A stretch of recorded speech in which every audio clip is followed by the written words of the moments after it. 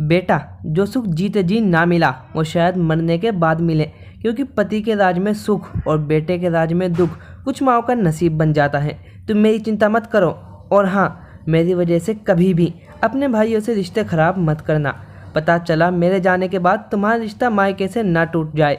आखिर माता पिता के बाद भाई भाभी की वजह से ही मायका होता है। अब मैं फ़ोन रखती हूँ। बहू किसी काम से बाहर गई है, आती ही होगी। उसके आने से पहले थोड़ी रसोई के काम निपटा लेती हूँ। थकी थकी आवाज़ में ललिता जी अपनी बेटी रितु से बोली। रितु सोची, पिता के चले जाने से मेरी माँ की ये क्या दशा हो गई। क्या संसार का यही नियम होता है, जब तक पति हैं तभी तक एक औरत को घर परिवार में सम्मान और सुख मिलता है। पापा के रहते किसी की हिम्मत नहीं थी कि कोई ऊंची आवाज़ में माँ से बात कर सके। आज ऐसी हालत हो गई है कि माँ की जीने की इच्छा ही खत्म हो गई है। लानत है हम जैसे बच्चों पर। इतना कहकर रितु भी अपने घर के काम करने लगी। काम करते करते रितु की नज़र अपने परिवार की फ़ोटो पर गई, जिसमें माता पिता के साथ उसके 2 भाई और वह कितनी शान से खड़े थे, मानो एक परफेक्ट परिवार की तस्वीर हो। पर किसे मालूम था कि यह तस्वीर आगे चलकर झूठी साबित हो जाएगी। आज भी रितु को वो दिन याद है जब उसके छोटे भाई रवि का इंजीनियरिंग कॉलेज में सिलेक्शन हुआ था। जब उसे हॉस्टल में रखने की बात चली थी तो बड़े भाई विभोर ने कहा, क्या ज़रूरत है पापा का खर्चा बढ़ाने की, मैं भी तो उसी शहर में रहा हूँ, तुम मेरे साथ रह लो। मेरे पिता कमल बाबू बोले, ये जानकर बहुत बड़ा अच्छा लगा कि तुम्हें अपने भाई की परवाह है और अपने पिता की जिम्मेदारियों की चिंता है। पर बेटा, तुम्हारी भी तो शादी ठीक हो गई है और विवाह के उपरांत बहू साथ रहेगी, तो क्या भाई को साथ रख पाओगे? कहीं तुम्हारी पत्नी को कोई दिक्कत तो नहीं होगी? उस वक्त विभोर ने बहुत अकड़ कर कहा था, भाई पहले है, पत्नी बाद में आएगी। तभी से रवि विभोर के साथ रहने लगा था। 2 महीने बाद विभोर की धूमधाम से रेखा से शादी हुई। 1 हफ्ते में ही रेखा ने विभोर के सामने एक शर्त रखी कि मैं यहाँ नहीं बल्कि आपके साथ रहूँगी। विभोर ने भी हाँ कर दी, पर उसने भी शर्त रखी कि मेरा भाई मेरे साथ रहेगा। रेखा मन ही मन सोची, चलो अच्छा है, छोटे मोटे काम के लिए किसी को रखना नहीं पड़ेगा। कुछ ही दिनों बाद बेटा बहू चले गए। ललिता जी ने बेटे के सुख में अपना सुख देखा। बेटी को वो पहले ही विदा कर चुकी थी, तो अब वो अपनी जिम्मेदारियों से मुक्त होकर जी रही थी। एक रोज़ रवि का फ़ोन आया, पापा मेरा फाइनल ईयर है तो मुझे कॉलेज में पैसे जमा करने होंगे, फिर इंटर्नशिप भी करनी है। अगर आप कुछ इंतज़ाम कर देते तो अच्छा होता। आप चिंता मत कीजिए, कुछ समय की बात है, बस नौकरी लग जाए फिर आपसे कभी पैसे नहीं लूँगा। कमल बाबू हंसने लगे और बोले, हाँ हाँ क्यों नहीं, पर मुझे थोड़ा वक्त दे दो, तब तक तुम अपने बड़े भाई से पैसे क्यों नहीं ले लेते। रवि चुप हो गया और बोला, पापा पहले की बात अलग थी, भाभी के आने के बाद अब मानो अपना ही भाई पराया लगने लगा है। जब इंतज़ाम हो जाए तब आप बता दीजिएगा। इतना कहकर रवि ने फ़ोन रख दिया। पिता तो पिता होते हैं। उन्होंने सोचा दोनों भाइयों में थोड़ी दूरी आ गई है तो क्या ना बात विचार करके फिर से दोनों को एक कर दें। उन्होंने विभोर से बात की तो वो बोला, पापा मेरे भी खर्चे हैं। घर में पहले कोई सामान नहीं था तब भी चलता था, पर अब मैं परिवार रखने लगा हूँ तो आप समझ सकते हैं कितना खर्चा होता है। मुझे रवि को पैसे देने में कोई दिक्कत नहीं है, आप कहिए तो मैं किसी से कर्जा लेकर दे देता हूँ। कर्जे की बात सुनते ही कमल बाबू बोले, नहीं नहीं तुम चिंता मत करो, मैं रवि के साथ साथ तुम्हारे लिए भी कुछ पैसे भेज देता हूँ, बस तुम रवि को दे देना। तभी रेखा झट से फ़ोन लेकर बोली, पापा जी प्रणाम। देखिए ना, मैं इनसे कब से कह रही हूँ क्यों ना हम एक फ्लैट ले लें, सब मिलकर एक ही घर में रहें, पर इन्हें तो हमेशा पैसे की दिक्कत होती है। मैं बोली भी कि मैं अपने पापा से कहती हूँ, पर ये मानते ही नहीं हैं। कमल बाबू बोले, बहू अभी उसका बाप जिंदा है, फिर वो अपने ससुर से पैसे क्यों लेगा। तुम लोग चिंता मत करो, तुम तीनों मिलकर घर देखो, मैं पैसों का इंतज़ाम करता हूँ। इतना कहकर कमल जी सोचने लगे कि आखिर इंतज़ाम कैसे करूँ। ललिता जी बोली, अब बच्चे कमाने लगे हैं, उन्हें अपनी जिम्मेदारी खुद उठाने दीजिए। आप बार बार उनका सहारा बन जाते हैं, उन्हें आदत हो जाएगी। कमल बाबू बोले, जब तक जीवित हूँ सहारा तो देता ही रहूँगा, ताकि मेरे मरने के बाद वो तुम्हें सहारा दे सकें। तुम मेरी चिंता मत करो, ऐसा करता हूँ इस घर को बेच देता हूँ। वैसे भी हम 2 जन हैं, इतने बड़े घर की साफ़ सफाई करते करते तुम थक जाती हो। छोटा सा मकान ले लेते हैं, जब आना होगा उसी में सब आ जाएंगे। कमल बाबू अपने दामाद नवीन बाबू को फ़ोन किए, जो कि बहुत ही सुलझे हुए इंसान थे। नवीन बाबू बोले, बाबूजी वो मकान बिल्कुल रोड के किनारे पर है, उसकी कीमत तो अभी करोड़ों में है, पर उसे बेचना सही नहीं होगा। बड़े साले साहब तो लोन लेकर भी अपने लिए एक फ्लैट ले सकते हैं। हाँ, जहाँ तक बात रवि की है तो मैं उसे पैसे भेज देता हूँ, मैं भी तो आपके बेटे जैसा हूँ। कमल बाबू बोले, दामाद बाबू आपका कहना ही मेरे लिए बहुत सहारा है, फिर आप ही बताइए मैं अब क्या करूं? नवीन बोले, आप ऐसा कीजिए, एक छोटा सा मकान ले लीजिए, पर इस घर को मत बेचिए, बल्कि इसे किराए पर लगा दीजिए। कौन जानता जीवन कौन सा करवट लेगी। हाँ, गांव की ज़मीन और घर बेच सकते हैं, क्योंकि उसे भी देखने के लिए आपको बार बार जाना पड़ता है। मैं उस ज़मीन को बिकवा देता हूँ और तब तक रवि को पैसे मैं भेज देता हूँ। जब पैसे मिल जाएं तो आप मुझे दे दीजिएगा। ये सुझाव कमल बाबू को पसंद आया, पर यह भी डर लग रहा था कि कहीं बेटा इस बात से नाराज़ न हो जाए। उन्होंने बिना किसी को बताए अपना एक एफडी तुड़वाकर कुछ पैसे विभोर को ये कहकर दे दिए कि तुम मकान के लिए लोन ले लो और घर के सामान के लिए मैं तुम्हें कुछ पैसे भेज रहा हूँ। रवि की पढ़ाई का पूरा खर्चा मैं उसे एक ही बार में भेज दूंगा, ताकि तुम्हें बार बार परेशानी नहीं होगी।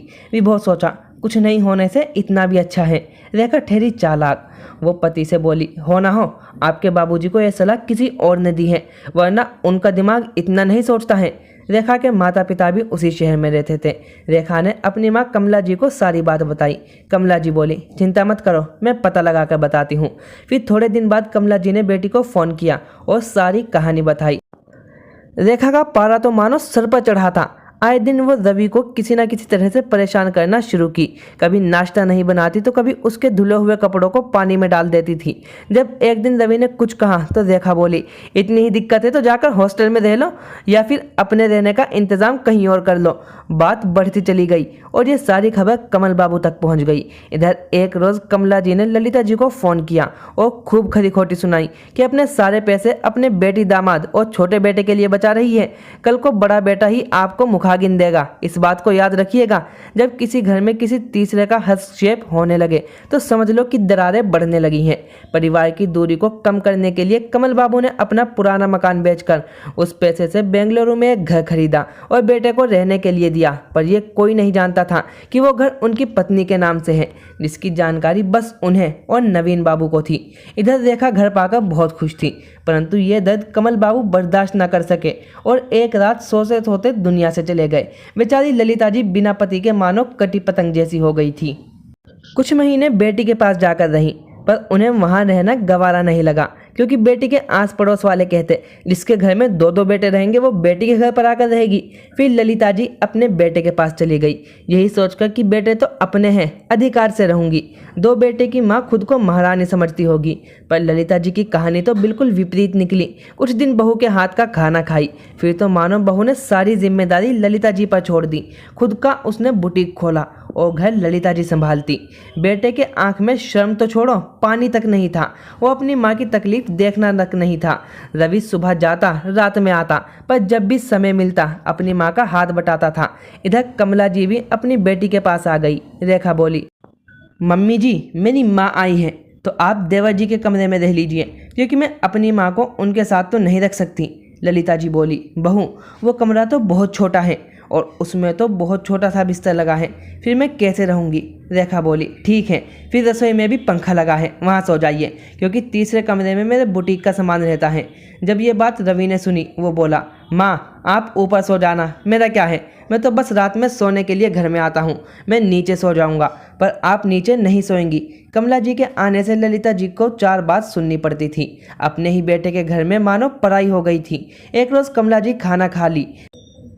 जब एक रोटी उनसे खाई नहीं गई तो वो रोटी ललिता जी की थाली में डाल दी, ये कहते हुए कि दामाद बाबू और मेरी बेटी इतनी मेहनत करते हैं, पैसा बर्बाद नहीं होना चाहिए। ललिता जी चुपचाप उन्हें देखने लगी। तभी रवि आया और उस रोटी को उठाकर दूर फेंकते हुए बोला, आपकी हिम्मत कैसे हुई मेरी माँ से इस तरह से बात करने की? वो तो अपने बेटे की कमाई खा रही है, आप जो यहाँ मुफ्त की रोटियाँ तोड़ रही हैं, शर्म नहीं आती मेरी माँ से ऐसे बात करते हुए?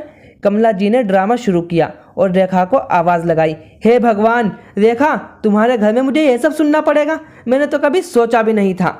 रेखा ने अपनी सास और देवर से कुछ सुनना ज़रूरी नहीं समझा और सबके सामने रवि को एक जोर का तमाचा मार दिया। तुम्हारी हिम्मत कैसे हुई मेरी माँ से इस तरह से बात करने की? अगर तुम माँ बेटे को अपनी इज्जत इतनी ही प्यारी है तो चले क्यों नहीं जाते हो और क्या हो गया अगर मेरी माँ ने अपनी झूठी रोटी तुम्हारी माँ को दे दी? अरे जिसकी जितनी इज्जत है उसको उतना ही तो मिलेगा। ललिता जी बोली, बहू इतना भी नीचे मत गिरो कि कभी उठने लायक ना हो पाओ। अरे तुम्हारा देवर इतना छोटा नहीं है कि तुम उस पर हाथ चला दो। भगवान से डरो, वहाँ देर है अंधेर नहीं। लोग अपने छोटे देवर को अपने बच्चे की तरह समझते हैं और आप समधन जी अपनी बेटी को गृहस्थी संभालने की बजाय तोड़ना सिखाती हैं। रेखा बोली, अगर यहाँ रहना है तो मेरे साथ मेरी माँ की भी बातें सुननी पड़ेंगी, और अगर औलाद इस छोकरे जैसे होते हैं तो भगवान मुझे औलाद ना दे। ललिता जी बोली, बहू ऐसा मत कहो, कभी कभी जीवा पर सरस्वती का वास होता है, न जाने कब खुद की ही कहीं भी बात सत्य साबित हो जाती है। चल बेटा रवि, तेरे बाबूजी क्या गए, घर से शांति और संस्कार भी चले गए। वो रवि के कमरे में चली गई। वक्त बीता, कमला जी वापस गई तो थोड़ी शांति छाई। एक रोज ललिता जी बेटे के कमरे में टीवी के पास बैठी रहती थी। विभोर आया और बोला, माँ ये क्या, आप बैठकर टीवी देख रही हैं? अच्छा होता आप भी रेखा के साथ उसकी बुटीक में चली जाती। अरे कम से कम उसकी कुछ मदद ही हो जाती। बस पूरा दिन घर में बैठी रहती हैं। आपको बैठकर खाने की आदत सी हो गई है। ये लीजिए मेरा बैग और जूता जगह पर रख दीजिए। इतना कहकर वो अपने कमरे में चला गया।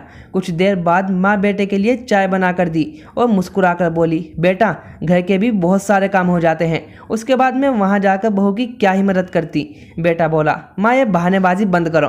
पिताजी की मृत्यु के बाद आपको आराम करने की आदत हो गई है। पूरा दिन घर में आखिर करती क्या हो? आखिर घर के काम ही कितने होते हैं। आप ऐसा कीजिए, रिमोट मेरे हाथ में ला कर दो और मुझे थोड़ी देर चैन की सांस लेने दो। तभी रवि कमरे में आया और बोला, भैया आप माँ से किस तरह से बात कर रहे थे? और आपको पता है कि घर की पूरी जिम्मेदारी माँ ही संभालती हैं। अगर माँ की तकलीफ आप नहीं समझेंगे तो कौन समझेगा? विभोर बोला, आजकल तुम बहुत ज़्यादा ज्ञान देने लगे हो। कह रही थी तुम्हारी भाभी कि तुम्हारी ज़बान बहुत लंबी होने लगी है। अगर ज़्यादा चर्बी चढ़ गई है तो अपना सामान समेटो और निकलो। और हाँ, श्रवण कुमार बनने की इच्छा है तो माँ को भी साथ ले जाओ और जाओ यहाँ से। ललिता जी कुछ कहती पर रवि उन्हें अपने साथ ले गया और बोला, माँ एक खुशखबरी दूँ? वो हैरानी से बोली, बेटा खुशखबरी सुने तो ज़माना हो गया। रवि बोला, माँ मुझे नौकरी मिल गई और वो भी सरकारी नौकरी, रहने के लिए घर भी मिलेगा। माँ चलो चलते हैं, नमक रोटी ही खाएंगे परंतु इज्जत से रहेंगे। रोज़ रोज़ आपकी आंखों में आंसू देखकर मैं तिल तिल मरता हूँ। ललिता जी ने रजामंदी दी। एक हफ्ते में रवि ने अपने सरकारी मकान की साफ सफाई करवाई और फिर अपनी बहन बहनोई को इस बात की जानकारी दी और अगले ही दिन वो उस घर को छोड़कर निकल गया। जब देखा बुटीक से लौटी तो देखा घर पर ताला लगा है। उसने रवि को फ़ोन किया और खरी खोटी सुनाई। रवि ने कहा, आप जानो आपका घर जाने, मैं और मेरी माँ आपके घर के चौकीदार नहीं थे। माँ और मुझसे अब आप लोगों का कोई रिश्ता नहीं है, इसलिए दोबारा मेरे नंबर पर कभी फ़ोन मत कीजिएगा। इतना कहकर रवि ने फ़ोन रख दिया। रेखा और नवीन बाबू ललिता जी से मिलने आए। बेटी दामाद को देखकर ललिता जी फूट फूट कर रोई और अपनी आप बीती बताई। नवीन बाबू बोले, माँ जी आप इतने दिन से ऐसा बर्दाश्त करती रही, आखिर क्यों? किस रिश्ते को बचाने के लिए? अरे जब बाबूजी की बूढ़ी आंखों ने इस बात को भांप लिया था तभी तो वो घर आपके नाम खरीदे थे। क्या आप लोगों को ये बात पता नहीं है? सब हैरान रह गए। फिर नवीन बाबू ने पूरी बात बताई तो रवि ने कहा, अब भाई हो या भाभी हो, जिसने भी मेरी माँ का इतना अपमान किया है उससे मैं गिन गिन का बदला लूंगा। रवि माँ को लेकर पुलिस स्टेशन गया और भाई और भाभी के खिलाफ शिकायत दर्ज करवाई। वृद्ध ललिता जी की बात पुलिस वालों ने बहुत गौर से सुनी और उन्हें बहुत गुस्सा आया और बोले, माँ जी देर से ही सही, पर आपने बिगड़ी औलादों के खिलाफ केस तो किया। कुछ माँ बाप तो दर्द सहते रहते हैं फिर भी उनके साथ ही रहते हैं। अब हम पर छोड़ दीजिए, अब आप तो निश्चित होकर रहिए। 2 दिन बाद विभोर को कोर्ट का नोटिस मिला कि घर खाली करना है और इधर कुछ महिला पुलिसकर्मी रेखा के बुटीक पर गई और उसे खूब सबक सिखाया। सारे सामान को निकालकर यहाँ से वहाँ फैला दिया और सबके सामने कहा, जो अपनी माँ समान सास की इज्जत नहीं कर सकती वो औरत समाज में गंदगी फैलाती है। पुलिस की बातें सुन आसपास के सभी दुकान वालों ने रेखा को बहुत सुनाया। जब रेखा घर आई और पूरी बात पता चली तो दोनों के पैरों के नीचे से ज़मीन खिसक गई। रेखा ने अपनी माँ को फ़ोन किया तो कमला जी बोली, अब मुझसे कहने से क्या होगा, मैं तो खुद ही बेटे बहू के साथ रह रही हूँ, तुम्हें तो मैं अपने साथ रख नहीं सकती। और जब तुम्हारे ससुर तुम्हारी सास के नाम से घर लिए थे तो कागजात देखी नहीं थी? मेरे भरोसे मत रहना कि मैं तुम्हारी कोई मदद करूँगी। विभोर बोला, देख लिया तुमने, तुम्हारी माँ के कहने पर तुम अपने ही घर में आग लगाई और साथ में तुमने मुझे भी जलाया। मैं तो ना इधर का रहा ना उधर का। चलो अब कटोरा लेकर भीख मांगते हैं। दोनों आज तक ठाठ से बड़े घर में रह रहे थे। अब उन्हें एक रूम का किराया देने पर भी आफत पड़ गई थी, क्योंकि रेखा की दुकान बंद हो चुकी थी और एक विभोर की कमाई से अब सब कुछ चलाना मुश्किल हो रहा था। कुछ रोज बाद जाकर उसने माँ से माफ़ी मांगी, परंतु रवि ने यह कहकर उसे घर से बाहर रखा कि यहाँ इज्जतदार लोग रहते हैं, जहाँ माँ की इज्जत होती है और आपसे हमारा कोई रिश्ता नहीं है। विभोर ने बहन को फ़ोन किया। बहन बोली, तुम्हारी बीवी के कारण हमारा हंसता खेलता घर उजड़ गया। तुम्हारे और तुम्हारी पत्नी की वजह से मेरे बाबूजी इस दुनिया से चले गए। अरे तुमने इस घर को दिया ही क्या? तुमने तो अपने ही हाथों घोंसला उजाड़ दिया। हमसे कोई तुम्हारा रिश्ता नहीं है। वक्त की मार ने कुछ समय बाद उसे बिल्कुल तोड़कर रख दिया। जब डॉक्टरों ने कहा कि रेखा कभी माँ नहीं बन सकती, तब रेखा को एहसास हुआ कि उसने कितना बड़ा पाप किया। सच कहा था सास ने कि कभी बुरा नहीं बोलना चाहिए और ना ही किसी के लिए सोचना चाहिए। तो दोस्तों, आपको ये वीडियो कैसी लगी कमेंट सेक्शन में ज़रूर लिखिए और ऐसी ही और वीडियोज़ के लिए हमारे चैनल को लाइक शेयर और सब्सक्राइब करना ना भूलें। मिलते हैं नेक्स्ट वीडियो में। Thank you for watching.